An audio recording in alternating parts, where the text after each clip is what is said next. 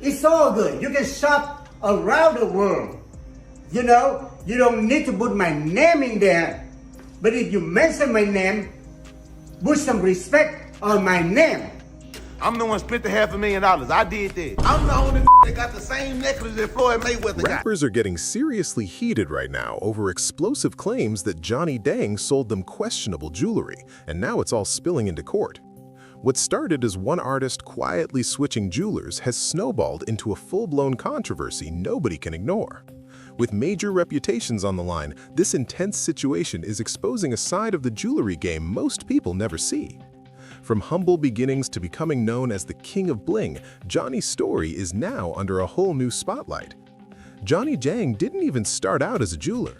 He came to the United States from Vietnam with almost nothing, at least that's how he tells it, and built his first hustle selling TVs, radios, and candy out of a tiny Houston shop. Around the city, people knew him as TV Johnny long before the fame, someone always moving product and staying busy. He was on the grind non-stop, flipping one deal into the next and slowly building momentum. That hustle eventually led him into jewelry, especially grills, those diamond-covered dental pieces that became a huge symbol in hip-hop culture. His store, Johnny Dang & Co., quickly turned into a go-to spot for major names in the industry. Lil Wayne, Drake, Beyoncé, Travis Scott, Jay-Z, Kanye West, Cardi B, Floyd Mayweather, the client list reads like straight-up pop culture royalty. At his peak, artists were flying in from across the country, some even on private jets. Sauce, how long we know each other, man? Over some 20 years. Just to sit down with Johnny and design their next custom piece. His team would map everything out in 3D, placing each stone by hand before sending clients out with something completely one-of-one. Some pieces started in the low thousands, while others shot past $500,000 for a single item. His brand became deeply tied to hip-hop culture, showing up in music videos, on major stages, and all over social media where artists flexed their success. Sauce Walker was one of those artists. Born Albert Walker Mundane on June 29, 1990, he built his name in Houston as Sauce Walker. Starting his rap journey in 2007, he pushed through the local scene, eventually launching his own label, The Sauce Factory, and crafting an image centered around bold jewelry, money, and street credibility. He even claims he helped popularize the word drip before it became everyday slang. This wasn't just a casual client relationship. Sauce Walker was one of Johnny Dang's most loyal, long-term, and high-spending clients in Houston. He says their connection goes all the way back to when Johnny was still TV Johnny, long before diamonds took center stage. In clips that spread across TikTok and Instagram, Sauce broke it down himself. I never gave you for free, and I never asked for free you know? I'm happy you shop with me. He described knowing Johnny from way back, when people in their circle would bring electronics into the shop and trade them for grills and jewelry. That's how deep their history runs, long before the spotlight and massive deals. Sauce would spend big, Johnny would create even bigger, and the whole process would hit social media as a showcase of success. When Houston rap energy met Houston jewelry craftsmanship, it created moments people couldn't stop talking about. One of the biggest deals between them was a $500,000 Cuban chain. The purchase was so massive, it was reportedly handled inside a Chase Bank branch instead of a regular payment setup. Johnny's team even posted about it, calling it a monster piece and putting all eyes on the moment. Sauce wore that chain like a badge of loyalty, showing he had been rocking with Johnny since the early days and was still spending at a level most people couldn't touch. There were shopping runs hitting $300,000 in a single visit, stacked with VVS earrings, custom rings, full grill sets, and pieces inspired by Floyd Mayweather's style. Sauce even estimated his total spending at around $500,000 over time. World's most expensive grill, man. Expensive grill, man. Sauce Walker, Plug Geo, you dig? I'm gonna take out the Johnny Dangs and put in the Geos. Johnny matched that energy by showcasing those purchases, highlighting Sauce as a major client and turning every deal into a spotlight moment for both of their names in Houston. For a long time, the partnership looked solid. It felt like Houston had its own wave, a rapper and a jeweler building success side by side. But somewhere between 2024 and 2026, things started shifting. Sauce was ready to spend more than ever, pushing past anything he had done before. But instead of going back to Johnny Dang for his next-level grill, he made a surprising move. He took his business somewhere else entirely. He went to José J. Mada, known in the industry as Plug Gio. And Plug Gio wasn't just some random name. He had history with Johnny Dang's world. He was once connected to the shop and even worked there before stepping out to build his own competing brand in Houston. So, when Sauce Walker walked into Plug Gio's shop instead of Johnny's, it wasn't just business. It sent a message. And that message hit loud. Many rappers you put the chain on and they walked out this hole. Nah, we though. I see you put it on a lot of the rappers. You tried to make a lot of people buy it, and then they took their The switch didn't stay quiet. It quickly turned into a major online moment. Sauce didn't just post a quick pic and move on. He turned it into a full production. He staged it, filmed it, and made sure it grabbed attention. In a clip that spread fast across social media, Sauce Walker sat on camera, removed his Johnny Dang grills right in front of viewers, then set them aside and put in a brand new set from Plug Gio. He walked everyone through it like he knew exactly how it would land. At one point he said, "I'm sorry," but the tone didn't feel like an apology. It felt final, like a decision already made with zero hesitation. The word upgrading hit the hardest.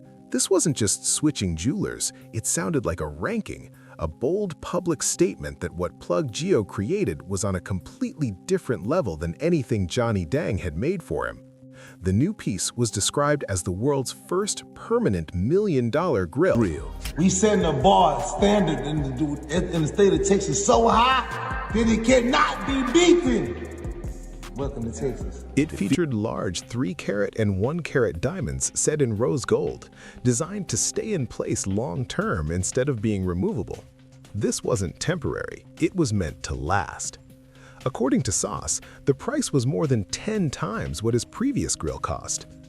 This wasn't just another purchase, it was a statement, a move to redefine high-end jewelry in the Texas scene.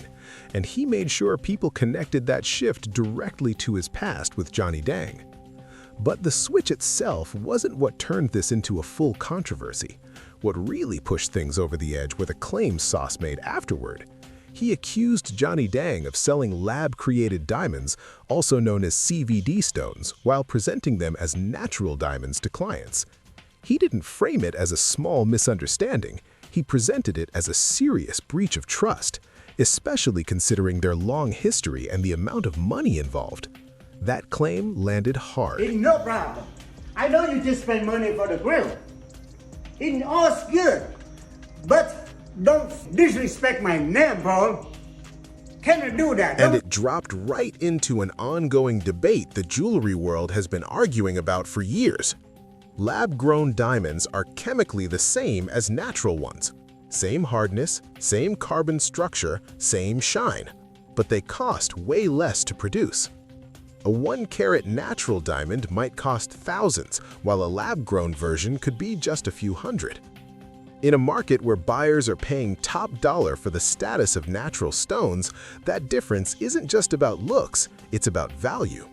And if someone is being charged natural prices for lab-created stones without clear communication, that raises serious questions.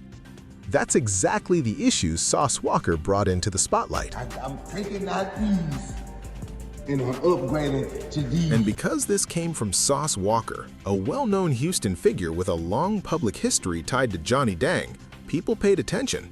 This wasn't just some random internet claim, it carried weight. Then, Plug Gio stepped in and backed it up. José Plug Mada publicly stood with Sauce, sharing his own experience and saying his time connected to Johnny Dang's business wasn't fully rewarded despite his contributions. He also claimed lab-created stones were sometimes presented as natural, even mentioning certifications, adding another layer to the situation. With Sauce speaking out, Plug Geo adding an insider angle, and the already heated debate around diamonds, the story went fully viral. Everywhere in LA with my boy Cat in New York, it's all good, it's all love. Everyone needs to make money. And because this came from Sauce Walker, a well-known Houston figure with a long public history tied to Johnny Dang, people paid attention. This wasn't just some random internet claim, it carried weight. Then, Plug Geo stepped in and backed it up. José Plug Mada publicly stood with Sauce, sharing his own experience and saying his time connected to Johnny Dang's business wasn't fully rewarded despite his contributions. He also claimed lab-created stones were sometimes presented as natural, even mentioning certifications, adding another layer to the situation. With Sauce speaking out, Plug Geo adding an insider angle, and the already heated debate around diamonds, the story went fully viral. Perfect? I've been boxing my every day for years, walking her, travel, playing her, but I didn't respect nobody. And that It started spreading everywhere at a pace nobody could control. YouTube titles popped up like "Rappers Expose Johnny Dang," "Rappers Speak Out on Johnny Dang," and even claims about his Houston store being investigated. Social media took it even further, with posts suggesting major action had been taken. Some videos even claimed he had been detained, while others said his $200 million business was on the verge of collapsing. The problem? The story was moving so fast that facts and rumors were getting mixed, and not everything being said was accurate. Meanwhile, Sauce Walker wasn't backing down. He leaned in even harder, making it clear this wasn't a minor complaint from a casual customer. This was someone who said he had spent at levels comparable to Floyd Mayweather and still walked away dissatisfied. That message hit hard.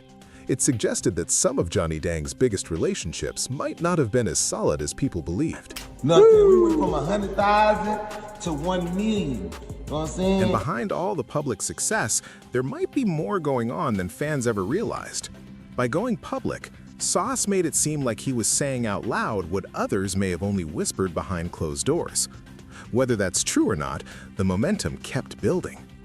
All eyes eventually turned to Johnny Dang for a response. And when he finally spoke, he didn't jump straight into denying everything. He made it personal. The videos he posted on Instagram came in multiple parts, and they didn't feel like polished PR statements. They felt raw, emotional, and direct, like someone speaking straight from the heart. From the very first words, the tone was clear. He didn't start with legal talk or technical breakdowns. He started with the relationship, the history, the years they worked together, and the bond he felt had been disrespected in front of the entire internet.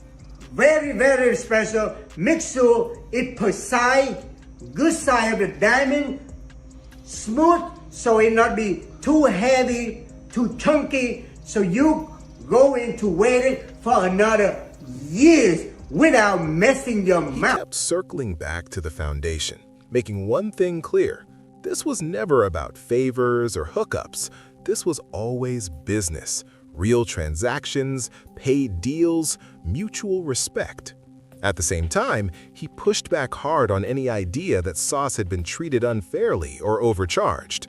In Johnny's version, everything between them had always been clean and balanced.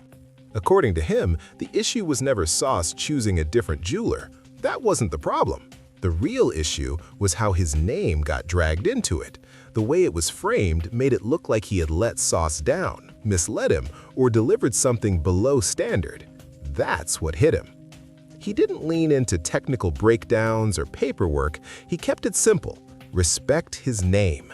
No deep dives into certifications or legal talk. Instead, he focused on reputation, how his name was being used in a way he felt crossed the line.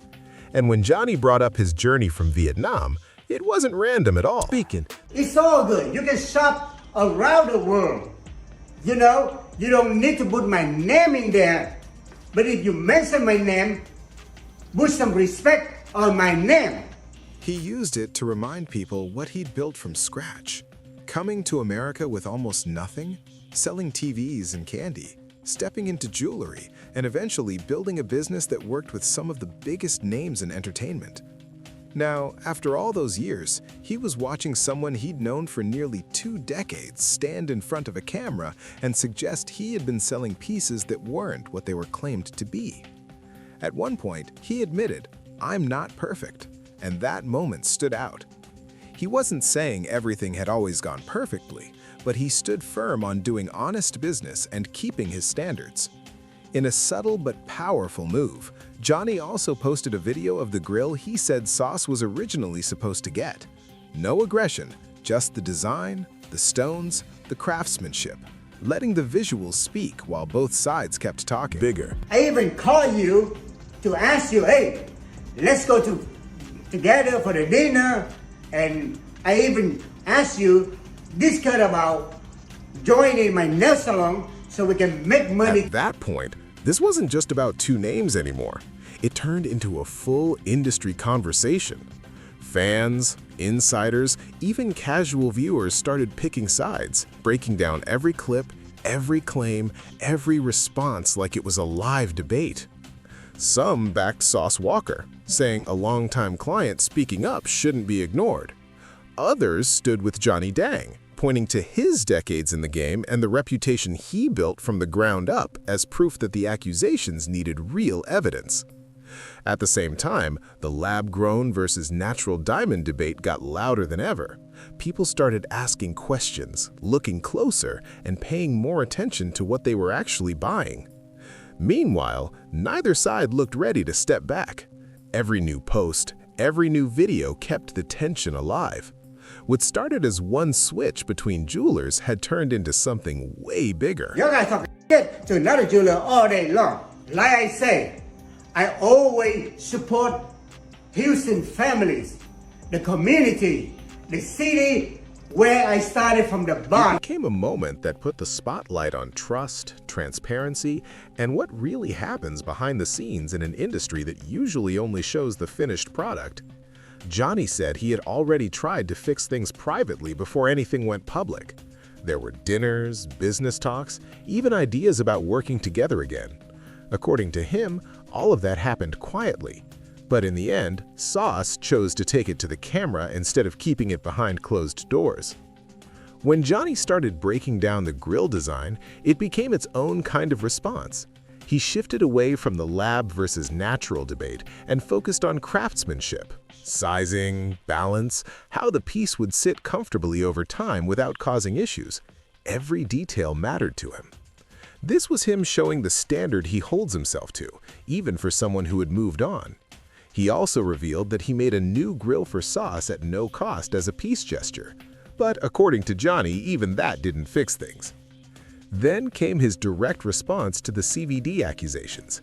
No long technical explanations, no outside experts, just a clear, firm denial. I've been busman for over 20 years since I came here from Vietnam, from You could nothing. hear the frustration in his voice. It didn't sound like he saw it as a debate. It felt personal, like the accusation itself was disrespectful. He rejected it completely and stood on his word. After that, he shifted back to his roots and his connection to Houston. It felt intentional, like he was reminding people of the bigger picture, his journey, his name, and what he represents in the city. That line, "Put some respect on my name," became the defining moment. It was the part people clipped, shared, and replayed everywhere. Because it wasn't just about diamonds anymore, it was about legacy, about what 20 years of work means, and what it feels like to see your name tied to claims you strongly deny. But while Johnny Dang was dealing with the fallout from his situation with Sauce Walker, something else started building in the background, on a completely different level. And this time, it wasn't even based on real events. As reported by Fox 26 Houston in April 2026. Nothing but love. I know, man. Some internet, when they hear some free stuff and think, oh, you're going to do the merchandise, CVD. Johnny suddenly found himself facing a wave of highly realistic AI-generated deepfake videos spreading across YouTube, TikTok, and Instagram. These weren't obvious edits or jokes. They were designed to look real enough to fool everyday viewers. The timing made it even worse. With so much attention already on him, people were more likely to believe what they saw without questioning it. Some of these fake clips claimed his Houston flagship store had been searched by authorities. Others went further, saying he had been taken into custody, while more posts talked about supposed investigations using official-sounding language. Headlines started circulating that looked real at a glance. Phrases like Johnny Dang's Houston store searched or Johnny Dang under investigation over jewelry claims, making it harder to separate fact from fiction. These stories spread fast, the kind of speed that only happens when people are already watching closely and feel like something might be true. Sauce Walker's claims had already created that tension, setting the stage where rumors about raids or arrests could seem believable, even if they weren't real. And Johnny Dang responded strongly to all of it. For free. Nothing but love, man. You, one of the few rappers I've been knowing for over 20 years. Straight up labeled the raid and arrest stories as fake news in his own posts and videos, making it clear he wasn't rocking with what was being pushed online.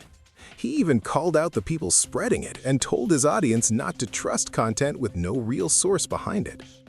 He pointed to the obvious gaps: no official reports, no confirmed statements, nothing from credible news outlets. His team also moved quickly, reporting misleading videos and pushing to get them taken down. And here's where it really matters. No major news outlet confirmed any raid.